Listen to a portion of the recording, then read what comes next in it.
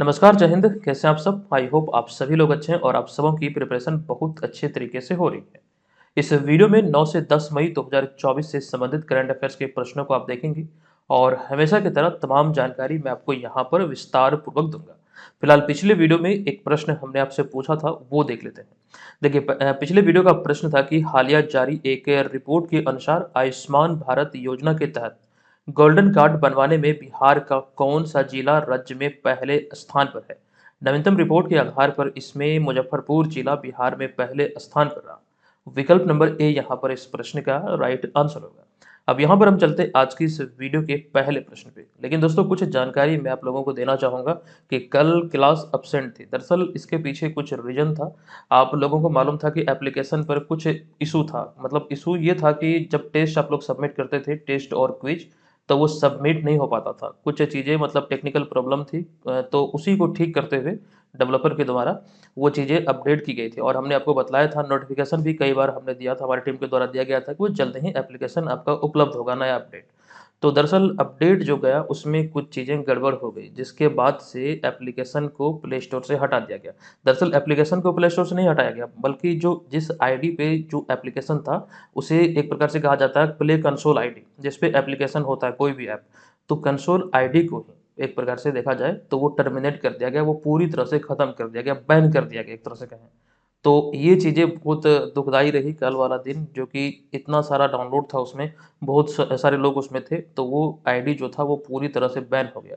तो एप्लीकेशन भी उसी में था, तो एप्लीकेशन भी चले गया। बस प्रॉब्लम थोड़ा-सा ये आ गया था वहाँ पर कि देखिए, उसमें एक प्राइवेसी पॉलिसी है। मैं कुछ बातें बता रहा हूँ ताकि आप लोग भी जानें। प्राइवेसी पॉलिसी में ये नियम था उनका, मतलब है इस वक़्त, कि जितनी भी अर्निंग होती है उसमें 2 कैटेगरी बना हुआ है। एक है 15%, एक 15% और एक है 30%। यानी कि ₹100 जो आप कमा रहे हैं उसमें से 30% गूगल का होगा। तो ये एक प्रकार से मनमानी हो रही है और बहुत सारी एप्लीकेशन पे इस तरह की चीज़ें, मतलब कि हाल ही के दिनों में देखने को मिला। जब मैंने डेवलपर से बात किया तो उन्होंने बताया कि बहुत सारी एप्लीकेशन पे ये चीज़ें लागू हो चुकी है और धीरे-धीरे सब पर आ जाएगी। और इस तरह जो प्ले स्टोर की मनमानी हो रही है, कहीं न कहीं उसमें हम फँस गए। ऐसा पहली बार नहीं है, पहले भी एक बार हो चुका था। आप लोगों को मालूम होगा, अगर लंबे समय से आप जुड़े हुए हैं, तो पहले भी एक एप्लीकेशन था हमारा जिसमें कि लगभग 35,000 से ऊपर डाउनलोड था और ये वाले में लगभग 16-17 हज़ार डाउनलोड था। तकरीबन अगर आप देखें तो 50 से 60 हज़ार से ऊपर डाउनलोड हो जाता अब तक। तो इन्हीं सब वजहों से कल जो था, दिन जो था बहुत खराब गुजरा और मतलब क्लास लेने का बिल्कुल इच्छा नहीं हो रहा था। इस वजह से एब्सेंट रहे थे। देखिए, इस समय वर्तमान में जो मोनोपोली है गूगल प्ले स्टोर की, वो बहुत ज़्यादा बढ़ चुकी है। देखिए, यहाँ पर एक बात ये भी है कि दूसरा विकल्प शिक्षकों के पास नहीं है, ताकि वहाँ पर अपने एप्लीकेशन को रखें और विद्यार्थियों को वो चीज़ें प्रोवाइड करें। लेकिन सवाल यहाँ पर एक दूसरी ओर यह भी है कि मान लीजिए कोई कोर्स की फ़ीस, जैसे कि हम जैसे अगर बात करें, हम जैसे टीचरों की, जिनके मतलब कोर्स की फ़ी बहुत कम होती है, ठीक है? ताकि हम लोग का एक उद्देश्य ये रहता है कि चीज़ें हम लोग बहुत कम कीमत पर हम आप लोगों को प्रोवाइड कर सकें, ताकि अधिक से अधिक लोगों की यहाँ से हेल्प हो। उदाहरण के लिए, अगर किसी कोर्स की जो फ़ीस है वो ₹100 है, ठीक है? तो उसमें से 30 गूगल प्ले स्टोर के पास चले गया। फिर जो एप्लीकेशन को डेवलप किए हैं, जिस कंपनी से एप्लीकेशन हमारा जुड़ा हुआ है, उनका फ़ीस होता है 5 से 10%, वो हो गया। पेमेंट गेटवे फ़ीस होता है, उसमें जोड़ दीजिए। फिर उसमें जो चीज़ें सर्विस इस्तेमाल होती है, इंटरनेट वगैरह का जो ओटीपी वगैरह चीज़ें आप लोग देखते हैं, वो सारा चीज़ जो है, वो एक सर्विस का ही अंग होता है, एक पार्ट होता है। तो वो सभी चीज़ों में अगर आप देखेंगे, तो टीचर के हाथ में एकदम से घंटा बजेगा। तो ये चीज़ें मतलब बहुत खराब लगता है कि मतलब इस तरह से नहीं होनी चाहिए। हाँ, ठीक है, गूगल को अगर रखना है तो 5% रखें, 7% रखें, 30% बहुत अधिक होता है। और वहीं पे दूसरी बात ये है कि गूगल का जो पेमेंट सिस्टम है, बहुत सारे एप्लीकेशन पे, खास करके जो बाहर के एप्लीकेशन है, उसमें आप देखेंगे कि पेमेंट सिस्टम बहुत ज़्यादा खराब है। जिस प्रकार से अभी जो पूरा क्लियर चलता है रज़र पे वाला, उस तरह से एकदम स्मूथली नहीं चलता है। तो वो चीज़ों में आप लोग फँस भी सकते हैं, बहुत सारे लोग जो नए-नए पेमेंट करते हैं। तो बहुत सारा वजह है, बहुत सारा रीज़न है। अब हमारी टीम लगी हुई है इसको, एप्लीकेशन को लाने में, बातचीत हो रही है, लेकिन अब तक जो रुझान है, अब तक जो मुझे मालूम चला है, मैं भी इसको मॉनिटर कर रहा हूँ, देख रहा हूँ। तो अब तक तो प्ले स्टोर की तरफ से यही नोटिस आ रहा है बार-बार कि एप्लीकेशन उपलब्ध नहीं हो पाएगा। देखते हैं आगे क्या होता है। और सबसे खराब बात जो यहाँ पर मुझे लगा, वो ये था कि बिना किसी नोटिस के, ठीक है, जब अपडेट में कोई गड़बड़ी हुई, तो उस चीज़ को सुधारने का एक मौका ज़रूर दिया जाना चाहिए था। कुछ गड़बड़ी ज़रूर थी प्राइवेसी पॉलिसी को लेकर, उनका जो टर्म्स एंड कंडीशन था, वो फ़ॉलो करना था। तो बिना किसी नोटिस के, नोटिस उन्हें देना था एक बार कम से कम, बिना किसी नोटिस के आईडी को पूरा बैन कर दिया, टर्मिनेट कर दिया। तो ये कहीं न कहीं बहुत ज़्यादा दुखदायी है। ठीक है, हालाँकि जिन लोगों के पास एप्लीकेशन है, आप लोग इसे अनइंस्टॉल मत कीजिएगा, फ़ोन में रहने दीजिए, एप्लीकेशन में कोई दिक्कत नहीं है, वो आप लोग वहाँ से पढ़िए, उसका इस्तेमाल कीजिए, ठीक है? कुछ अपडेट में जो प्राइवेसी पॉलिसी थी पेमेंट वाले को लेकर के, गूगल का पेमेंट सिस्टम उनको मतलब एक प्रकार से परसेंटेज देने को लेकर, तो इससे आप लोगों को कोई दिक्कत नहीं है, आप लोग एप्लीकेशन को रखिए, जल्दी ही हम इसका एक समाधान ढूँढेंगे, आज भर टाइम दीजिए। अगर ये ठीक होता है, अगर ये एप्लीकेशन वापस आता तो ठीक है, नहीं तो कोई दूसरा एप्लीकेशन हम लोग लाएँगे और पुनः से उसको आप लोग अपडेट कर लीजिएगा, तो वो चीज़ आपका यूँ ही चलता रहेगा। और सबसे ज़रूरी बात कि किन्हीं की भी मेंबरशिप यहाँ पर खराब नहीं होगी, किन्हीं की मेंबरशिप नहीं जाएगी, ठीक है? जो लोग मेंबरशिप लिए हुए हैं, जो लोग कोर्स परचेज़ किए हुए हैं, सभी का कोर्स एक्टिव होगा। अच्छा, जो लोग एप्लीकेशन डाउनलोड नहीं कर पाए हैं और हमारे मटेरियल को पाना चाहते हैं, तो हमारा वेबसाइट अभी लाइव है bpscmegayer.com। एप्लीकेशन पे जो चीज़ें उपलब्ध होती थी, वही तमाम चीज़ें अभी आपको वेबसाइट पर भी मिल जाएगी। वेबसाइट आप जाकर वहाँ पे गूगल पे सर्च कर सकते हैं bpscmegayer.com, वहाँ पर आपको तमाम चीज़ें एप्लीकेशन वाली ही दिखेगी। चलिए, फिलहाल अब यहाँ पर हम आ चुके हैं आज के इस वीडियो के पहले प्रश्न पे। ये पहला प्रश्न है कि लोकसभा चुनाव 2024 के कुल 7 चरणों में से बिहार में 3 चरणों का मतदान हो चुका है। बताएं कि निम्न में से कौन सा मिलान सत्य नहीं है, यानी कि कौन सा मिलान असत्य है, यही हमसे यहाँ पर पूछा गया है। देखिए, कुल 7 चरणों में लोकसभा चुनाव आयोजित होना है, ये 18वां लोकसभा चुनाव है। इसमें अगर बिहार के संदर्भ में देखें तो पहला चरण जो लागू हुआ है या फिर पहला चरण जो आयोजित हुआ बिहार में, ये 19 अप्रैल को ही ये 18वें लोकसभा चुनाव की शुरुआत हुई है। तो पहला चरण 19 अप्रैल, ये सही है। और द्वितीय चरण 26 अप्रैल को, ये भी सही है। तृतीय चरण 7 मई को, ये भी सही है। और यहाँ पे देखिए अगला है इनमें से कोई नहीं है। हमसे पूछा गया था कि इनमें से कौन सत्य नहीं है, यानी कि कौन सा असत्य है, तो इनमें से कोई नहीं है। विकल्प नंबर डी यहाँ पर इस प्रश्न का करेक्ट आंसर हो जाएगा। अब यहाँ पर आपको इसको लेकर तमाम जानकारी मैं दे दूं। दरअसल पहला पॉइंट यहाँ पर आपके समक्ष है कि बिहार में 18वें लोकसभा चुनाव के तीसरे चरण का मतदान 7 मई 2024 को 5 सीटों पर, जिसमें कि झंझारपुर, सुपौल, अररिया, मधेपुरा और खगड़िया में हुआ। ये तीसरा चरण का चुनाव था। ये 7 मई 2024 को 5 सीटों पर हुआ। ठीक है, ये ध्यान रखिए। अच्छा, इससे पहले जो पहला चरण और द्वितीय चरण क्रमशः 19 अप्रैल और 26 अप्रैल को हुआ, तो उनमें औरंगाबाद, गया, नवादा, जमुई, किशनगंज, कटिहार, पूर्णिया, भागलपुर और बांका के लिए हुआ है। यहाँ पर जो लोकसभा की सीटें हैं, वहाँ पर ये चुनाव को आयोजित किया गया। तो ये तीनों चरणों को लेकर फिलहाल जानकारी ध्यान रखिए। आगे हम बात करें 18वें लोकसभा चुनाव की, तो यहाँ से एक दो पॉइंट बहुत ही इंपॉर्टेंट खास करके निकल कर आते हैं। एक तो ये ध्यान रखिए, ये 18वां लोकसभा चुनाव है जो कि 7 चरणों में आयोजित होना है। पहला 19 अप्रैल को और अंतिम चरण 1 जून को आयोजित होगा और 4 जून को इसका परिणाम आएगा। अभी इसमें एक बात और भी नया आपको ध्यान रखना है कि इसमें इस मतलब चुनाव प्रक्रिया में 3 ऐसे राज्य हैं। ये 3 राज्यों में बात करें तो उत्तर प्रदेश, बिहार और पश्चिम बंगाल, ये 3 ऐसे राज्य हैं जहां पर सातों चरणों में चुनाव आयोजित होंगे। जो 7 चरणों में चुनाव की बातें हो रही है 2024 से 18वें लोकसभा चुनाव की, ये तीनों राज्यों में 7वें चरण का जो चुनाव है या फिर जो 7वां चरण का चुनाव है, ये होना है। ये यहाँ ध्यान रखिए। अच्छा, लोकसभा चुनाव हो रही है तो आपको ये बता दूं कि लोकसभा की अधिकतम सीटों की जो संख्या ये 550 हो सकती है। हालांकि वर्तमान में सदन में जो सदस्यों की जो संख्या वो है 543। और बिहार में लोकसभा सीटों की जो संख्या है ये है 40। ये भी आपको ध्यान रखना है। बहुत इंपॉर्टेंट होते हैं ये चीजें, एग्जाम में पूछे जाने योग्य होते हैं। चलिए, अब यहाँ पर देखिए सातों चरणों को लेकर जो विस्तृत जानकारी हमने बिहार के संदर्भ में लिखा है, ये पहला, द्वितीय और तृतीय ये चरण आयोजित हो चुका है। अगला जो आयोजित होना है ये 13 मई को, फिर 20 मई को, फिर 25 मई को और अंतिम वाला 1 जून 2024 को। तो जो भी लोकसभा क्षेत्र से जिस भी सीट पर चुनाव होना है वो पूरा का पूरा ब्यौरा यहाँ पे दिया गया है। चलिए, फिलहाल चलते हैं अगले प्रश्न पे। दूसरा प्रश्न है कि हालिया जारी आदेश के अनुसार किस राज्य के विश्वविद्यालयों में, यानी कि यूनिवर्सिटी में, राज्यपाल की बिना अनुमति के नए पाठ्यक्रम नहीं शुरू किए जाएंगे? ये अभी हाल ही में घोषणा किया गया। तो राइट आंसर होगा बिहार के सभी विश्वविद्यालयों में। विकल्प नंबर बी यहाँ पर इस प्रश्न का करेक्ट आंसर होगा। आपको बता दूं कि हाल ही में 6 मई 2024 को राज्यपाल राजेंद्र विश्वनाथ अर्लेकर ने राजभवन में बिहार के विभिन्न विश्वविद्यालयों के कुलपतियों के साथ बैठक की। और इस बैठक में राज्यपाल सह कुलाधिपति राजेंद्र विश्वनाथ अर्लेकर ने सभी विश्वविद्यालयों को आदेश जारी करते हुए कहा कि बिहार के विश्वविद्यालयों में अब बिना अनुमति के कोई भी नया पाठ्यक्रम शुरू नहीं किया जा सकेगा। और साथ ही साथ मनमाने ढंग से कोई शुल्क नहीं लगाया जाएगा और ना ही वसूला जाएगा। और एक प्रकार से देखा जाए तो ये एक बहुत बड़ी अच्छी पहल है कि अब बिना अनुमति के कोई भी कोर्स यहाँ पर शुरू नहीं हो सकता है। और उसके लिए प्रॉपर गाइडलाइन होगी, कब ये शुरू होगा, कब ये समाप्त होगा, कब एग्जाम होंगे, वो तमाम चीज़ें अब होंगी। बहुत सारी यूनिवर्सिटी बिहार में देखते होंगे कि जो 3 साल का कोर्स है, 4 साल का कोर्स है, वो 5 साल में पूरा हो रहा है, 6 साल में पूरा हो रहा है। तो ये चीज़ों पर अब लगाम लगेगी अगर ये सही तरीके से संचालित होती है तो।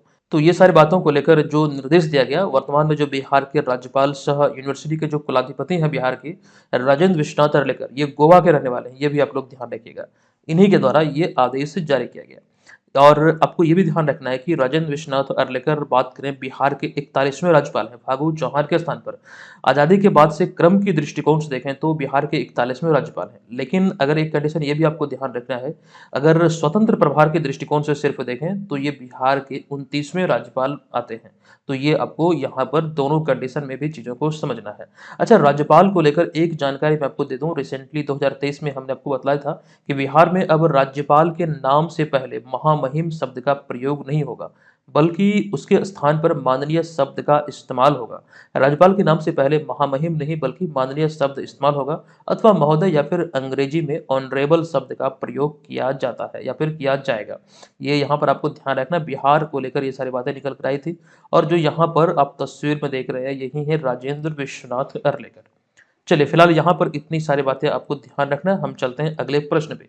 लेकिन उससे पहले राज्यपाल की बात हुई है और ये तमाम चीज़ें आपको मैं पुनः दोहरा दूँ, क्योंकि ये बहुत इंपॉर्टेंट है आपकी एग्जाम की दृष्टिकोण से। ध्यान से देखिएगा, राज्यपाल से संबंधित कुछ अति महत्वपूर्ण पॉइंट है। जैसे कि पहले पॉइंट की बात करें तो किसी भी राज्य में राज्यपाल की जो नियुक्ति होती है वो राष्ट्रपति द्वारा किया जाता है, और वे एक प्रकार से किसी भी राज्य में जो होते हैं वो राष्ट्रपति के प्रतिनिधि ही होते हैं। अगला पॉइंट है, किसी भी राज्य में राज्यपाल का जो कार्यकाल होता है वो 5 वर्ष का होता है, और संविधान में राज्यपाल की व्यवस्था अनुच्छेद यानी कि आर्टिकल 153 में की गई है, जबकि राज्यपाल की नियुक्ति राष्ट्रपति द्वारा अनुच्छेद 155 के तहत किया जाता है। किसी भी राज्य में जो राज्यपाल होते हैं यह राज्य की कार्यपालिका का प्रमुख होते हैं, और राज्यपाल बनने के लिए उनकी जो न्यूनतम आयु होनी चाहिए कम से कम 35 वर्ष होनी चाहिए, और राज्यपाल को शपथ संबंधित राज्य के मुख्य न्यायाधीश दिलाते हैं, ये ध्यान रखिए। अच्छा, वर्तमान में जो पटना उच्च न्यायालय के जो मुख्य न्यायाधीश हैं ये कौन है? तो ये है कृष्णन विनोद चंद्रन, जो कि 44वें मुख्य न्यायाधीश हैं, और आपको ये ध्यान रखना ये केरल के रहने वाले हैं।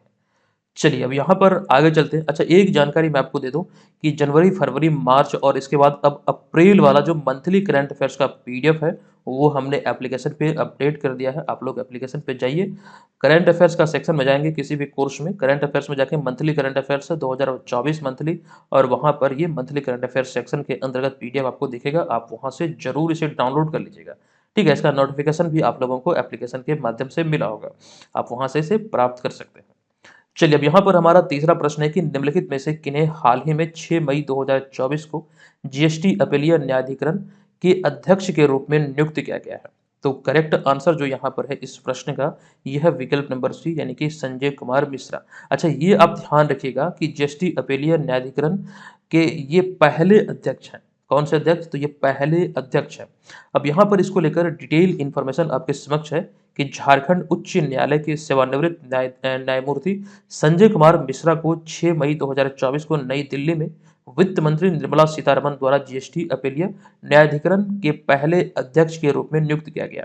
तो कुल मिला के ध्यान यहाँ पर यह रखिए कि अभी हाल ही में 6 मई 2024 को संजय कुमार मिश्रा जीएसटीएटी के पहले अध्यक्ष नियुक्त हुए, यानी कि जीएसटी अपीलीय न्यायाधिकरण के।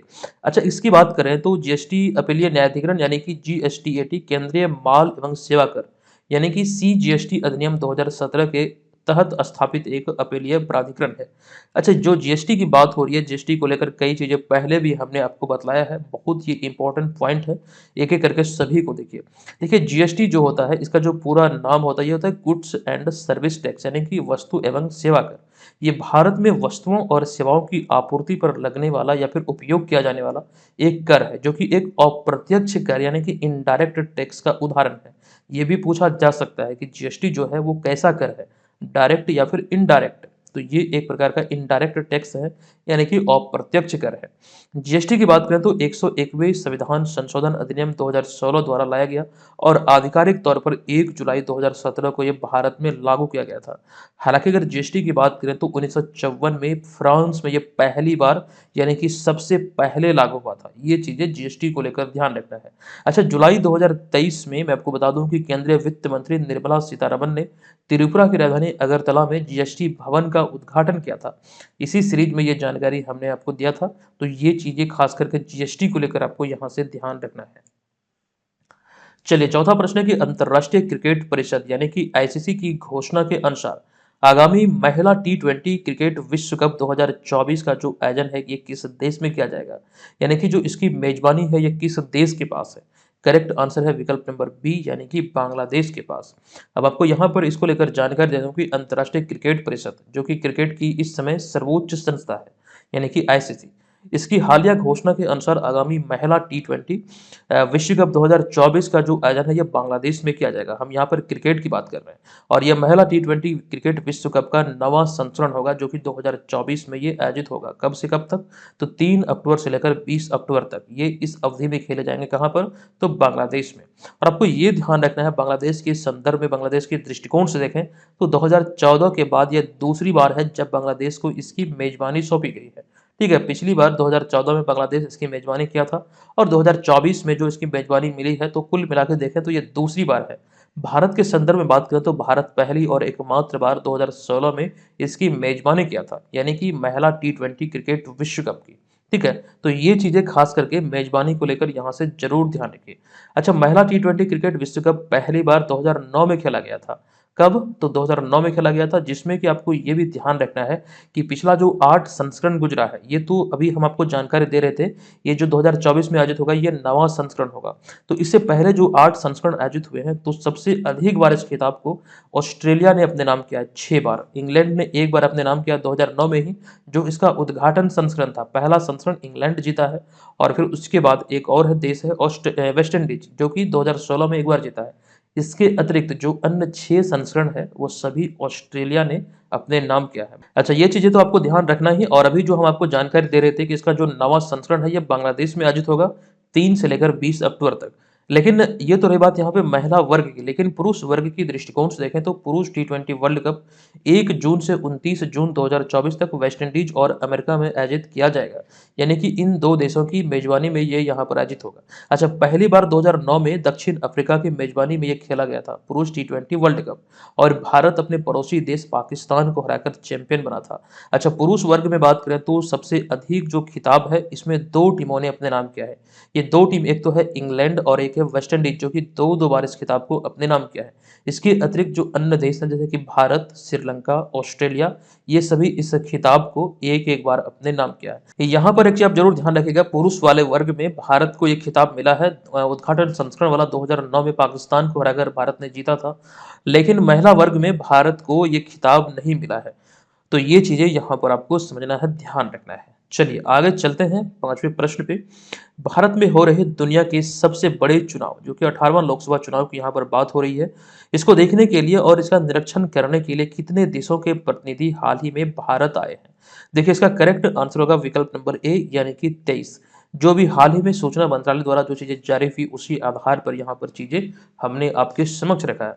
दरअसल हाल ही में 4 से लेकर 9 मई 2024 को इंटरनेशनल इलेक्शन विजिटर्स प्रोग्राम का आयोजन यहाँ पर नई दिल्ली में किया गया था, और इसका जो आयोजन था एक प्रकार से देखें तो ये इसका उद्घाटन संस्करण था, क्योंकि ये इस तरह का पहल जो है ये भारत में पहली बार किया गया है। और आपको ये ध्यान रखना है, जिसमें 23 देशों के 75 से अधिक अंतर्राष्ट्रीय प्रतिनिधियों ने भाग लिया। अब इन देशों की बात करें तो इन देशों में Bhutan, Mongolia, Australia, Madagascar, Fiji, Kyrgyz गणराज्य, रूस, Moldova, Tunisia, Seychelles, Cambodia, Nepal, Philippines, Sri Lanka, Zimbabwe, Bangladesh, Kazakhstan, Georgia, Chile और उज्बेकिस्तान शामिल है। कुल 23 देशों के या फिर 23 राष्ट्रों के लगभग 75 प्रतिनिधि इसमें भाग लिए हैं, जो एक प्रकार से देखें तो यहाँ पर ये निरीक्षण के लिए आए हैं। वही चीजें यहाँ पर हमने आगे लिखा है, ये प्रतिनिधि छोटे छोटे समूह में 6 राज्यों जिसमें कि महाराष्ट्र, गोवा, गुजरात, कर्नाटक, मध्य प्रदेश और उत्तर प्रदेश के विभिन्न निर्वाचन क्षेत्रों में मतदान और इसकी संबंधित तैयारियों का निरीक्षण करेंगे। ये यहाँ पर निरीक्षण किए एक्चुअली में, ये यहाँ पर ये चीजों को ध्यान आपको रखना है। तो कुल 23 देशों के प्रतिनिधि यहाँ पर आप इस तस्वीर के माध्यम से भी देख सकते हैं। अच्छा, अगला पॉइंट है कि वर्तमान में मुख्य चुनाव आयुक्त हैं राजीव कुमार, लेकिन इसके अतिरिक्त जो अन्य 2 चुनाव आयुक्त होते हैं इनमें आपको ध्यान रखना है, रिसेंटली ये चुनाव से पहले ये परिवर्तित किए गए, यानी कि जो नई नियुक्तियां हुई है इस पद पर, तो ये नई नियुक्तियां हुई थी ज्ञानेश कुमार और डॉक्टर सुखबीर सिंह संधू के रूप में। तो ये ध्यान रखिए, अभी वर्तमान में जो मुख्य चुनाव आयुक्त हैं ये राजीव कुमार हैं और इनके अतिरिक्त जो 2 चुनाव आयुक्त हैं इनका नाम याद रखना है, ज्ञानेश कुमार और सुखबीर सिंह संधू। अगला प्रश्न भी क्रिकेट से ही संबंधित है। ये छठा प्रश्न है कि आईसीसी पुरुष टी20 वर्ल्ड कप 2024 के लिए हाल ही में किस नाम से आधिकारिक गान यानी कि ऑफिशियल एंथम लॉन्च किया गया है? तो देखिए इसका जो करेक्ट आंसर है ये होगा विकल्प number C, out of this world, यानी कि विकल्प नंबर सी यहाँ पर इसका करेक्ट आंसर हो जाएगा। आपको बता दूं कि हाल ही में आईसीसी टी20 वर्ल्ड कप 2024 का आधिकारिक गान आउट ऑफ दिस वर्ल्ड जारी किया गया।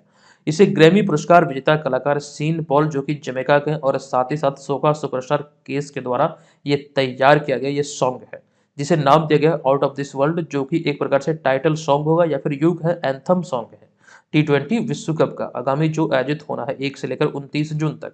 अच्छा, यहाँ पर आपको ध्यान रखना वीडियो फॉर्मेट में इसे जारी किया गया था और इस एंथम में 8 बार के ओलंपिक स्वर्ण पदक विजेता Usain Bolt, cricket star Chris Gayle और साथ साथ अली खान, शिवनारायण चंद्रपौल और आदि कई कैरेबियाई हस्तियों को शामिल किया गया है या फिर इस वीडियो फॉर्मेट में जारी किए गए एंथम में इन सभी को दिखाया गया है। हालांकि ये उतना इंपॉर्टेंट नहीं है, फिर भी जानकारी पर्पज से जरूर ध्यान रखिए।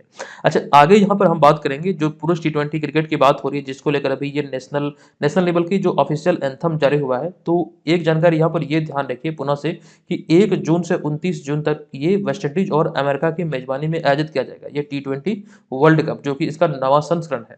अच्छा, यहाँ पर आगे बात करें टी20 वर्ल्ड कप महिला वर्ग में, ये आयोजित होना है 3 से लेकर 20 अक्टूबर तक बांग्लादेश में। अच्छा, पुरुष वर्ग के लिए अभी हाल ही में यहाँ पर जो आप देख रहे हैं, एक तो ये जो आप देख रहे हैं ये है युवराज सिंह और ये जो पीछे आप देख रहे हैं बीच में ये है उसेन बोल्ट जो कि जमैका के हैं और पीछे सबसे पीछे आप देख रहे हैं वेस्ट इंडीज के क्रिस गेल को। इन तीनों को अभी हाल ही में आईसीसी द्वारा टी20 क्रिकेट विश्व कप के लिए ब्रांड एम्बेसडर नियुक्त किया गया है। ये जानकारी हमने आपको इसी सीरीज में दिया था, आप ये तमाम बातों को ध्यान रखिएगा। अच्छा, यहाँ पर जो ग्रैमी पुरस्कार की हम बात कर रहे थे, जो ये कलाकार ग्रैमी पुरस्कार से सम्मानित हुए हैं, तो ग्रैमी पुरस्कार एक्चुअली में दुनिया में संगीत के क्षेत्र में या फिर यूं कहें संगीत की दुनिया का यह सबसे प्रतिष्ठित पुरस्कार है। संगीत के क्षेत्र में दुनिया में जितने भी पुरस्कार दिए जाते हैं उनमें सबसे बड़ा जो पुरस्कार है वो है ग्रैमी पुरस्कार या फिर ग्रैमी अवार्ड। अब यहाँ पर हमारा अगला प्रश्न है कि निम्न में से कहाँ हाल ही में 6 से लेकर 9 मई 2024 तक अरेबियन ट्रेवल मार्केट यानी कि एटीएम का आयोजन किया गया? तो ये आयोजन अभी हाल ही में किया गया कहाँ पर? दुबई में, संयुक्त अरब अमीरात के दुबई में अभी हाल ही में इसका आयोजन किया गया।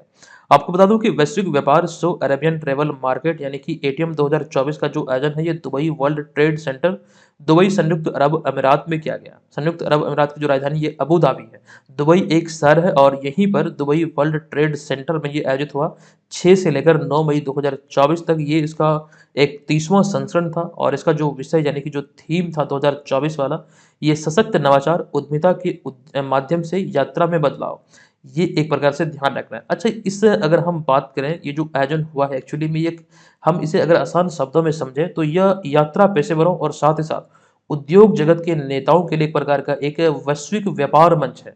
और एक जानकारी यहाँ पर ये भी आप लोग ध्यान रखेंगे कि पर्यटन मंत्रालय भारत सरकार भी इसमें पार्टिसिपेट किया है। ये चीजें बहुत इंपॉर्टेंट है, आपको ध्यान रखना है। तो कुल मिला के यहाँ से जितने भी एग्जाम में प्रश्न पूछे जा सकते हैं, आई थिंक वो चीजें यहाँ पर हमने आपके समक्ष रखा है। फिलहाल यहाँ पर हम चलते हैं अगले 8वें प्रश्न पे। तो 8वां प्रश्न यहाँ पर है कि एशिया के पहले नोबेल पुरस्कार विजेता कौन है या फिर कौन थे जिनकी हाल ही में 7 मई 2024 को 163वीं जयंती मनाई गई है? ये आप सभी जानते होंगे, एशिया और भारत के पहले ये ऐसे शख्स हैं जिन्हें की नोबेल पुरस्कार दिया गया था और आपको ध्यान रखना इनका नाम क्या था? तो रविंद्रनाथ टैगोर यानी कि गुरुदेव। विकल्प नंबर बी यहाँ पर इसका करेक्ट आंसर होगा। आपको ध्यान रखना है कि रविंद्रनाथ टैगोर का जन्म 7 मई 1861 को कोलकाता में हुआ था और इस वर्ष 2024 में उनकी 163वीं जयंती मनाई गई है। अच्छा, गुरुदेव जो नाम इनके लिए एक प्रकार से प्रयुक्त किया जाता है इनके संबोधन में, तो एक सवाल आपके एग्जाम में ये पूछा गया है कि गुरुदेव की उपाधि उन्हें किनसे मिली थी? तो गुरुदेव की उपाधि महात्मा गांधी से उन्हें प्राप्त हुई थी, यानी कि रविंद्रनाथ टैगोर को प्राप्त हुई थी। लेकिन इसका विपरीत ये भी आपको ध्यान रखना है कि वहीं पर गांधी जी को महात्मा कहकर सबसे पहले रविंद्रनाथ टैगोर ने ही संबोधित किया था। तो दोनों को इस प्रकार से आप ध्यान यहाँ पर रखेंगे। चलिए आगे चलते हैं। अगला पॉइंट है कि नोबेल पुरस्कार से सम्मानित होने वाले पहले एशियाई या फिर पहले भारतीय व्यक्ति रविंद्रनाथ टैगोर हैं, जिन्हें की गीतांजलि जो कि उनकी एक साहित्यिक रचना थी, इसके लिए वर्ष 1913 में इस साहित्य के क्षेत्र में ये गीतांजलि के लिए नोबेल पुरस्कार से सम्मानित किया गया था। कब? तो 1913 में। अगला पॉइंट है कि ब्रिटिश सरकार द्वारा उन्हें 1915 में नाइटहुड यानी कि सर की उपाधि से सम्मानित किया गया था, किंतु 13 अप्रैल 1919 को जनरल डायर के नेतृत्व में जो जालियांवाला बाग हत्याकांड हुआ था, जो नरसंहार हुआ था, इसके पश्चात गुरुदेव रविन्द्रनाथ टैगोर ने यह उपाधि ब्रिटिश सरकार को वापस कर दी थी, यानी कि लौटा दी थी। अच्छा, एक जानकारी यहाँ से आपको ये भी ध्यान रखना है कि जिस समय ये जालियांवाला बाग हत्याकांड हुआ था जनरल डायर के नेतृत्व में, उस समय जो जनरल थे, यानी कि जो वायसराय थे भारत में, ब्रिटिश भारत में, आपको ध्यान रखना है लॉर्ड चेम्सफोर्ड थे, और ये एग्जाम में पूछा हुआ प्रश्न है। ये चीजें आपको ध्यान रखना है, हमने इस सीरीज में आपको जानकारी दिया था। चलिए आगे हम बात करें तो वे एकमात्र कवि हैं, बात हो रही है यहाँ पर रविन्द्रनाथ टैगोर की, जिनकी दो रचनाएं दो देशों का राष्ट्रगान बनी। एक तो देश है भारत और दूसरा बांग्लादेश। भारत का राष्ट्रगान जन गण मन इन्हीं के द्वारा रचित है, इन्हीं के द्वारा लिखित है, और बांग्लादेश का जो राष्ट्रगान है अमार सोनार बांग्ला, ये भी इन्हीं के द्वारा लिखित है, इन्हीं की रचना है। तो ये चीजें यहाँ पर आप लोग ध्यान रखेंगे। चलिए अब यहाँ पर हम आगे चलेंगे अगले प्रश्न पे। निम्नलिखित में से किस राज्य में हाईकोर्ट ने हाल ही में बाल विवाह को रोकने के लिए सरपंच और पंचायत सदस्य को जिम्मेदार माना है? तो करेक्ट आंसर होगा विकल्प नंबर ए, यानी कि राजस्थान। आइए संबंधित तथ्यों को यहाँ पर ध्यान पूर्वक देखिए। राजस्थान में बाल विवाह को रोकने की दिशा में राजस्थान उच्च न्यायालय की एक खंडपीठ ने आदेश पारित कर राजस्थान सरकार को हाल ही में राज्य में बाल विवाह को रोकने के लिए कदम उठाने का निर्देश दिया है। जो बाल विवाह यहाँ पर हो रहे हैं, इसको समाप्त करने या फिर इसे रोकने के लिए राजस्थान सरकार को यह निर्देश दिया गया, और साथ ही साथ राजस्थान हाईकोर्ट ने यह भी कहा है कि जिस गांव में बाल विवाह होगा उस गांव के सरपंच या फिर उस पंचायत के सरपंच और पंचायत सदस्य को जिम्मेदार माना जाएगा। ये चीजें यहाँ से आप लोग ध्यान रखेंगे, यही बातें यहाँ पर एक्चुअली प्रश्न में पूछा गया था। अच्छा, रिसेंटली कुछ जानकारी हमने इसी तरह की आपको दिया था कि हाल ही में भारत के 17 राज्यों और केंद्र शासित प्रदेशों में 265 जिलों में एक अध्ययन किया गया था, जिसमें आपको ध्यान रखना है कि नागरिक समाज संगठनों के गठबंधन ने वर्ष 2022-23 में कुल मिला के 9,551 बाल विवाह रोके हैं। ये आधिकारिक डेटा है, जिनमें अधिकांश लगभग लड़कियां जो थी वो 60% जो लड़कियां वो 15 से 18 वर्ष की है महज। ये चीजें इसी रिपोर्ट में कही गई थी, जो कि हमने बतलाया भी था। और इस रिपोर्ट में बिहार के संदर्भ में जो बातें कही गई है कि आंकड़ों के अनुसार वही चीज हमने लिखा है कि सबसे ज्यादा बाल विवाह बिहार में रोके गए हैं। ठीक है, ये ध्यान रखिएगा। बिहार में जो बाल विवाह का प्रचलन है वो अन्य जगहों की तुलना में इस समय देखें तो 41% अधिक है। ठीक है, ये डेटा इसी में कही गई है। अच्छा, कुछ चीजें और भी है कि आंकड़ों के अनुसार जो शीर्ष 4 राज्य है जहां पर बाल विवाह रोके गए हैं, आपको ध्यान रखना है इसमें सबसे अधिक जो 31% बाल विवाह है वो बिहार में, उसके बाद 11% बंगाल में, यानी कि पश्चिम बंगाल में, उत्तर प्रदेश में 11 और झारखंड में 10%। चलिए अब यहाँ पर चलते हैं अगले प्रश्न पे। ये 10वां प्रश्न है कि निम्नलिखित में से किस देश ने हाल ही में दूसरी बार एफसी अंडर 23 एशियाई कप जीता है? इसका करेक्ट आंसर होगा, इस खिताब को भी हाल ही में जापान ने अपने नाम किया है। देखिए यहाँ पर वैसे लिखा गया कि हाल ही में एफसी अंडर 23 एशियाई कप का छठा संस्करण कतर में आयोजित किया गया था। 15 अप्रैल से इसकी शुरुआत हुई थी, 3 मई को यह समाप्त हुई है। ये इसका छठा संस्करण था, और आपको ध्यान रखना है कि जसीम बिन हमद स्टेडियम दोहा कतर में खेले गए फाइनल मुकाबले में जापान ने उज्बेकिस्तान को हराकर दूसरी बार ये एएफसी अंडर 23 एशियाई कप का खिताब अपने नाम किया है, और इस जीत के साथ जापान 2024 पेरिस ओलंपिक के लिए भी क्वालिफाई कर गया। एक प्रकार से पेरिस ओलंपिक 2024 के लिए क्वालिफाइंग प्रतियोगिता के रूप में इसे देखा जा सकता है। तो यहाँ पर ये चीज आपको ध्यान रखना। अच्छा, इससे पहले जापान 2016 में इस खिताब को अपने नाम किया था, एशियाई यानी कि एफसी अंडर 23 एशियाई विश्व कप का। ये चीज यहाँ पर ध्यान रखिए। चलिए यहाँ पर चलते हैं अगले प्रश्न पे। 11वां प्रश्न है कि किस भारतीय पड़ोसी देश ने अपने नए नोट पर भारत अधिकृत 3 क्षेत्रों को दर्शाया है या फिर दिखाया है? तो ये देश का नाम है नेपाल, यानी कि विकल्प नंबर सी यहाँ पर करेक्ट आंसर होगा। आपको ध्यान रखना, नेपाल द्वारा जारी या फिर नेपाल द्वारा हालिया जारी 100 रुपये के नए नोट पर भारत अधिकृत 3 क्षेत्रों, जिनमें कि काला पानी, लिपुलेख और लिम्पियाथोरा, इन तीनों क्षेत्रों को दिखाया गया है। ये वही तीनों क्षेत्र है जिसे कि 2021 में नेपाल के तत्कालीन प्रधानमंत्री केपी शर्मा ओली ने नेपाल का हिस्सा बताया था। ये एक प्रकार से विवादित क्षेत्र है दोनों देशों के मध्य। अब ये विवाद दरअसल है क्या, वो यहाँ पर समझिएगा। 1816 में हुई सुगोली की संधि के अनुसार महाकाली नदी के पूर्व का क्षेत्र नेपाल का तथा पश्चिम का क्षेत्र भारत का है, लेकिन महाकाली नदी के उद्गम स्थल को लेकर भारत और नेपाल के बीच विवाद है। जिस वजह से ये पूरा का पूरा जो क्षेत्र है वो विवादित क्षेत्र कहा जाता है। और भारत हमेशा से इस पर अपना अधिकार समझते आया, लेकिन हाल ही के दिनों में नेपाल इसको लेकर बहुत ज़्यादा सख्त हुई है और नेपाल इसे अपना क्षेत्र बता रही है। तो यही चीज़ों को लेकर खास करके बातें निकलकर सामने आई है और एक प्रश्न का रूप ली है, जो कि यहाँ पर हमने आपको बताया है। चलिए, अब यहाँ पर हमारा अगला प्रश्न है कि निम्नलिखित में से किसने हाल ही में Miami Formula One Grand Prix 2024 का खिताब अपने नाम किया है? तो विकल्प नंबर ए यानी कि लैंडो नॉरिस, जो कि मैकलेरन, जो कि रेसिंग प्रतियोगिता मैकलेरन जो कंपनी है इसके एक प्रकार से ड्राइवर है, ये एक प्रकार से रेसर बोल सकते हैं। तो अभी हाल ही में इन्होंने ही Miami Formula One Grand Prix 2024 का खिताब अपने नाम किया है। तो इसका करेक्ट आंसर होगा विकल्प नंबर ए। अच्छा, जो लोग एप्लीकेशन अभी डाउनलोड नहीं कर पा रहे हैं क्योंकि एप्लीकेशन प्ले स्टोर पे उपलब्ध नहीं है, आप लोग ये ध्यान रखिएगा कि वेबसाइट के थ्रू bpscmaker.com के थ्रू वो तमाम चीज़ें अपने पीसी, कंप्यूटर, फ़ोन आदि पर प्राप्त कर पाएंगे। एप्लीकेशन को आप लोग इंस्टॉल मत कीजिएगा, एक नया अपडेट आएगा, बस आप लोगों को अपडेट कर लेना है, ठीक है? कोई दिक्कत नहीं है, किसी की मेंबरशिप यहाँ पर नहीं जाएगी। और जो लोग एप्लीकेशन पे बने हुए हैं, एप्लीकेशन को कुछ नहीं करना है, आपको कोई दिक्कत नहीं है, तमाम चीज़ें सही तरीके से ऑपरेट हो रही है।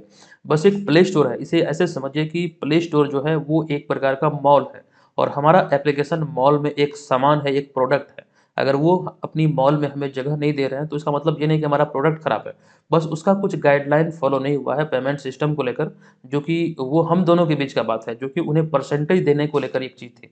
तो इसी को लेकर ये बातें यहाँ पर मतलब प्रॉब्लम खड़ा की है। ठीक है, आप लोगों को कोई दिक्कत नहीं है, एप्लीकेशन को हटाइएगा मत, आप लोग एकदम प्रिपरेशन को बरकरार रखिए। जल्द ही इसका अपडेट आएगा तो वो सूचना आप लोगों को मिल जाएगी।